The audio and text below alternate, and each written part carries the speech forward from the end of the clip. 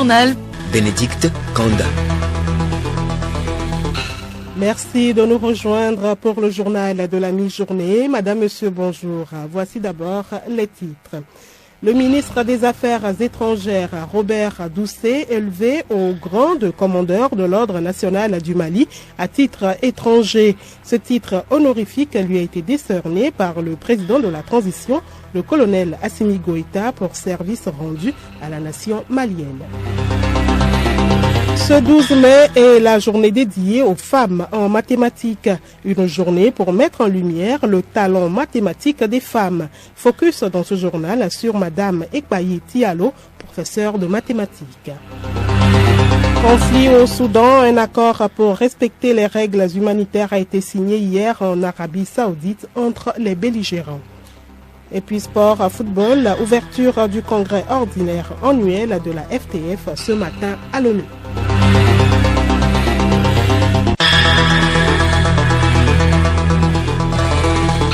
radiolomé.tg.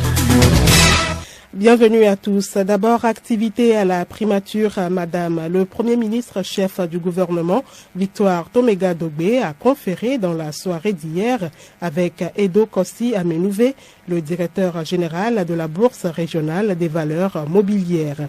Il est allé exprimer sa gratitude au Premier ministre pour avoir honoré de sa présence à la cérémonie d'ouverture de la 4e édition des BRVM tenue cette semaine à Lomé.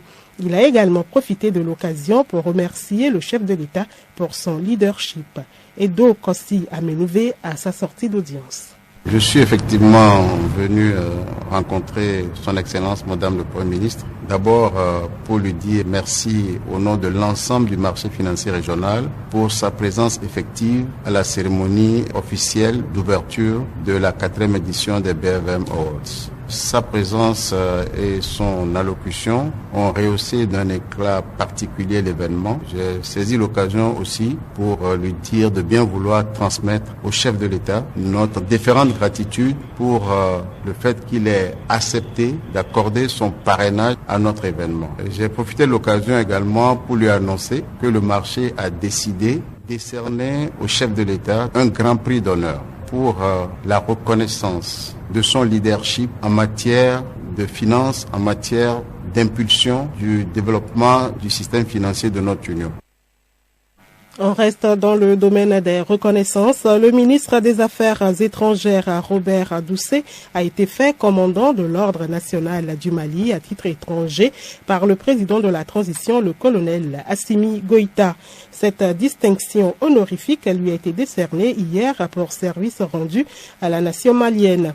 Cette décoration symbolise l'amitié très forte non seulement entre les deux chefs d'État, mais aussi entre le peuple malien et le peuple togolais, a réagi le professeur Robert Doucet, tout en remerciant le président Goïta et son gouvernement pour leur engagement en faveur du Mali et de l'Afrique. Le monde célèbre aujourd'hui la journée internationale des femmes en mathématiques. Au Togo, rares sont les femmes qui enseignent cette matière. Radio Lomé fait un focus sur une d'entre elles. Il s'agit de Madame Ekpayi Tialo, professeure des mathématiques au CEG Camp Général à Nyassimbe et Adema à Lomé. Son portrait avec Hervé Segbonou et Nabara Nafara Noudar. Taille moyenne, visage plat, yeux noirs arrondis, tresses merveilleusement dressés, regard affectueux et doux laissant voir un sourire radieux.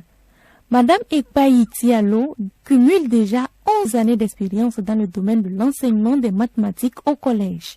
Une fonction qu'elle a choisie par amour. Déjà en classe de terminale, j'aimais aussi aider mes camarades. Et la joie que je ressens lorsque j'aide un camarade à traiter par exemple un exercice ou à le comprendre m'a poussé plus tard à l'université à choisir la pédagogie. Elle est titulaire d'une licence en mathématiques appliquée à la pédagogie obtenue à l'école normale supérieure d'Atakwame. Pendant ses heures de cours, elle est en contact avec les élèves. Je ne fais pas maths bien. Elle m'a aidé depuis la 6e. Elle nous enseigne bien, elle explique bien le cours. Madame Ekpayi au foyer arrive à gérer les deux activités. C'est un combat de tous les jours. C'est l'effort. Lorsqu'on arrive à mettre la paresse de côté, qu'on arrive à gérer les deux. Comme les maris sont aussi compréhensibles, ils nous donnent un coup de main, ils nous comprennent lorsque on laisse par exemple un rôle de maison pour s'occuper de ses fiches et de ses copies. Elle a beaucoup de qualités, notamment la rigueur, la discipline. Ses collègues en témoignent. Elle a le sens de l'écoute attentive. Je dirais que pour le travail bien fait, elle est toujours présente, elle ne badine pas. Madame Ekpa est dynamique dans son travail, seulement qu'elle est timide. De nos jours, peu de femmes enseignent les mathématiques dans les écoles. Madame Tialo appelle alors la gente féminine à lui emboîter le pas. Appel donc lancé. Les infirmiers et infirmières sont également à l'honneur aujourd'hui. Ce sont eux qui assurent les soins de bien-être et de confort aux malades. Cette profession, autrefois exercée uniquement par les femmes, a vu les hommes l'embrasser. Les infirmiers et infirmières ont donc plusieurs tâches au sein des structures sanitaires. Leur rôle est si remarquable que l'OMS a dédié ce 12 mai pour les célébrer. Alice Berthe Barandao nous emmène à la découverte d'une infirmière dans sa prestation.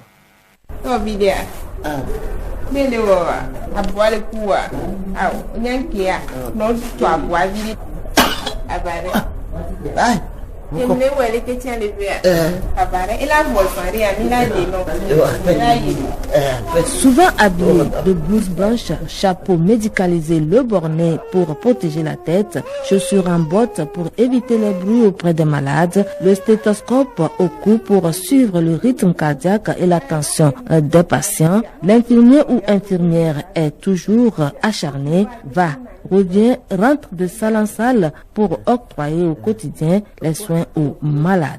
Sylvie Bocor, la trentaine, taille moyenne, teint noir, infirmière d'état au CMS UTB circulaire, 5 ans de profession. Si un patient vient à l'hôpital, premièrement, le premier contact avec le personnel médical, c'est les infirmiers. La prise en charge commence par l'accueil. L'infirmier recueille les causes, on le dirige vers la caisse, prend les bons de consultation carnet et revient vers l'infirmier.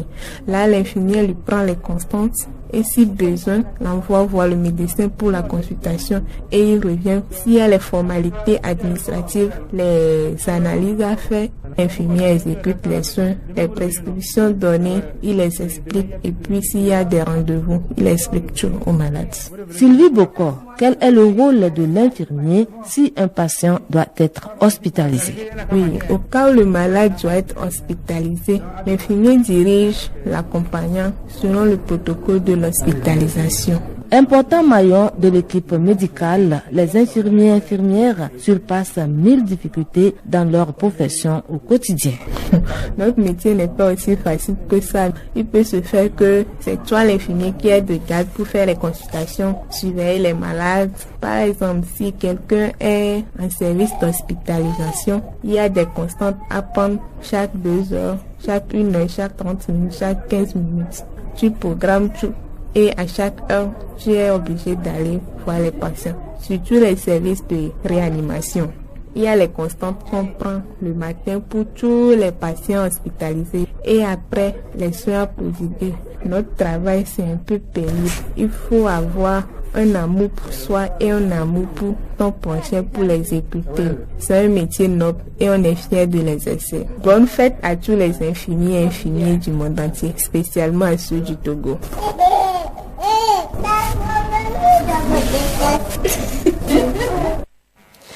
Et les infirmiers et infirmières soignent souvent les enfants victimes de maltraitance et le gouvernement part en guerre contre ces pratiques.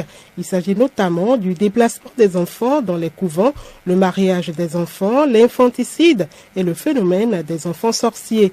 Plusieurs efforts ont été accomplis par le pouvoir, selon Adjovi Lolognon Apedo, ministre en charge de l'action sociale. Elle a relevé ses efforts hier lors du bilan des avancées en matière de lutte contre ces pratiques. Nous l'écoutons. La ligne verte, Allo 10 11, par le signalement des cas de violence par SMS, la loi portant protection des apprenants contre les violences à caractère sexuel auto. Programme national de lutte contre les grossesses et mariages chez les adolescents en milieu scolaire et extrascolaire au Togo. La construction à Lomé d'un centre multifonctionnel de prise en charge holistique des survivantes des victimes basé sur le genre et 2 autres centres de prise en charge des victimes en construction à Kara et à Dapaon. Et à cela viennent s'ajouter les centres d'écoute des victimes basés sur le genre implantés sur l'ensemble du territoire national. Au cours des déclarations de 2015 et 2016, les chefs traditionnels et religieux se sont engagés à lutter contre ces pratiques néfastes à l'enfant. Des résultats sont déjà visibles sur le terrain, à en croire Apelete Kossi Rémi, rapporteur général de la Fédération nationale des cultes vaudous et des traditions du Togo. Nous avons sensiblement réduit la durée, de sorte qu'un enfant qui est appelé à aller au couvent, il fait rien que 45 jours au couvent et ce pendant les grandes vacances. Nous sommes appelés à faire ces scarifications de manière symbolique aux enfants. Par rapport au mariage des enfants, nous avons des organes fédérateurs. Ils ont à la charge ces différents dossiers, ces différentes problématiques liées à la protection des enfants, de sorte que tous les cas d'enfants qui parviennent dans les communautés respectives sont traités par ces organes fédérateurs. Nous avons lutté contre l'infanticide des enfants nés mal formés. Un autre sujet dans ce journal, des journalistes et communicateurs améliorent leurs connaissances depuis hier à Kpalimé sur la lutte contre la corruption. Parmi les 7 thématiques retenues figure le journalisme d'investigation. Le président de l'Observatoire togolais des médias, Fabrice Pétiesi, explique ici le devoir d'un journaliste d'investigation. Le journaliste d'investigation révèle quelque chose qu'on tente de dissimuler. Pour y parvenir, ce n'est pas une chose aisée, c'est un genre très délicat, mais il est intéressant parce que c'est lui vraiment qui peut contribuer contre la corruption et à régler un certain nombre de problèmes dans la gestion de la chose publique, telle que la transparence et bien d'autres choses. Le ministère en charge de l'agriculture célèbre depuis hier à Lomé en différé la journée internationale de la femme. C'est sur le thème femmes rurales et innovation technologique vers une autonomisation économique et sociale au Togo. Différents sous-thèmes, notamment la femme et la déontologie administrative, les violences faites aux femmes en milieu du travail ont retenu l'attention des participants. Les travaux au programme de cette célébration prennent fin ce vendredi. Dans l'actualité internationale, le président élu du Nigeria, Bola Tinubu, est en visite de travail en Europe. Des réunions avec des acteurs multisectoriels de la communauté des affaires européennes, fabrication, agriculture, technologie et énergie sont prévues. La relance de l'économie du pays constitue un élément majeur de l'agenda de Bola Tinubu et ce voyage fait partie de ses efforts pour rétablir l'importance du Nigeria dans la chaîne économique mondiale. Il doit être de retour prochainement pour les préparatifs de sa prestation de serment officielle en tant que 16e président du pays le 29 mai prochain. Et les belligérants au Soudan ont signé la nuit dernière en Arabie Saoudite un accord prévoyant de dégager des couloirs pour permettre aux civils pris au piège de sortir des zones de combat tout en laissant entrer l'aide humanitaire. Cette déclaration de principe tient dans un document de 4 pages qui ne renferme aucune mention d'une trêve ou d'un cessez-le-feu après près d'un mois de combat qui ont fait plus de 750 morts et 5000 blessés et plus de 900 000 déplacés et réfugiés. Par ailleurs, le principal organe de lutte contre les violations des droits humains de l'ONU a adopté hier de justesse une résolution renforçant le suivi et la documentation des exactions dans le pays en dépit de l'opposition véhémente de Khartoum. Agenda culturel à présent, Geneviève Pognon nous parle ce vendredi d'un concert, d'une exposition d'œuvres d'art, d'un festival de danse, de rire et de cinéma. Pour la 4e édition, le Festival européen du cinéma se renforce sous l'impulsion du Togo créatif pour devenir le rendez-vous annuel d'échanges mutuels entre cinéastes européens togolais et des pays voisins du 31 mai au 3 juin prochain. Les cinéphiles ne seront pas en reste avec une programmation de films qui fera la part belle au palmarès des grands festivals européens que sont le Festival de Cannes, la Mostra de Venise et la Berlinale ainsi qu'aux films issus de coproductions afro-européennes. Tous ces films seront projetés à l'Institut français du Togo. D'un festival à un autre, le rendez-vous international du rire à Lomé se tient du 22 au 27 mai prochain. Il ambitionne de faire du Togo le hub de l'humour et du stand-up en Afrique de l'Ouest. Il est l'initiative du collectif du débat du rire. Au programme des ateliers de formation, des masterclass, des conférences débats et des soirées de spectacles d'humour. Nous fermons le chapitre de festival avec la danse spectre All-Star Battle International qui se déroule le 20 mai prochain, toujours à l'Institut français du Togo. Ce spectacle se veut être un hommage aux âmes disparues. Dans ce spectacle, des joies, des peines, des colères et des libertés seront dansées. De la danse à l'art plastique et d'Oenyame. En français, le travail fait l'homme. C'est le nom d'une exposition d'œuvres d'art qui se tient le 20 mai dans l'atelier Taï Taï 6 à Djoulassame en face de la lagune à Lomé. Et puis la 3e édition du concert Loué pour être libéré, c'est le 28 mai prochain à partir de 14h30 à l'église des Assemblées de Dieu, Temple La Grâce à Tchévier. Merci à vous, Geneviève Pognon. L'actualité sportive, les acteurs du football national sont actuellement en congrès ordinaire annuel de la FTF à Lomé. Milek Aboukou. Ce congrès va permettre de faire le bilan des activités de l'année écoulée, de voter le budget de l'année à venir et surtout de valider le processus du projet de professionnalisation du football au Togo. Ce congrès a été donc ouvert ce matin en présence du ministre des Sports et des Loisirs, Dr Lydie Bessikama, du directeur exécutif de l'UFOAB, Brahima Bourahma et de plusieurs acteurs. C'est l'hôtel 2 février qui abrite ce congrès. Nous y reviendrons dans les détails dans le journal de 19h.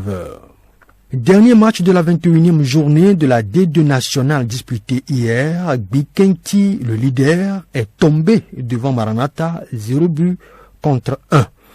La D1 Lonato sera à sa 26e journée. Demain déjà, 3 matchs seront au programme. ASK joue à Karagomido de Palimé.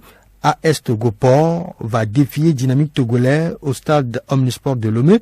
Puis Entente 2 de Lomé joue à Agoué, Kakadl de Doufelgou. Les finalistes de la Coupe du district de Kloto seront connus à partir de ce dimanche à l'issue des 2 demi-finales programmées. Sur le terrain de Koumachamé-Toti, ce dimanche à 14h déjà pour le tout premier match, Dairo de Womé, 13 Envers, aura à rencontrer Ashad de Haniba Djougan qui va vouloir prendre sa revanche. Puis à 16h, New Sporting Academy de Kpalimé et Renaissance de Yokele s'expliqueront. La finale de cette coupe du district de football de Kloto est prévue selon les organisateurs sur le 28 mai prochain à Kouma Chametochi. Le terrain de Tegli 2 de Dagny à Peyémé va encore vibrer au rythme du football. New Star de Dagny à Peyémé joue son 8e de finale avec Unisport de Dagny Ndibé. Ce match compte pour la Coupe La Concorde dans le district de football de Dagny. Pour finir, la Ligue des champions CAF, un plateau royal pour les demi-finales. Espérance Tunis, Al Ali et Wydad Mamelodi, les demi-finales allées de la Ligue des champions africaines qui se jouent ce vendredi et samedi mettront aux prises 4 équipes sacrées lors des 7 dernières éditions. Et pour clôturer ce journal, l'information insolite, en France, dans le Pas-de-Calais, un homme a évité de peu le pire mardi dernier dans une gare. Pensant traverser les quais de la gare en toute sécurité, il n'a pas vu un train arriver. Heureusement, celui-ci n'a percuté que son sac à dos et lui-même n'a pas été blessé.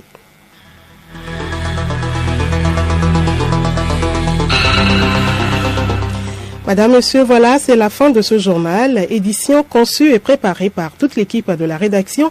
Merci de l'avoir suivi. Excellent après-midi à l'écoute de nos programmes.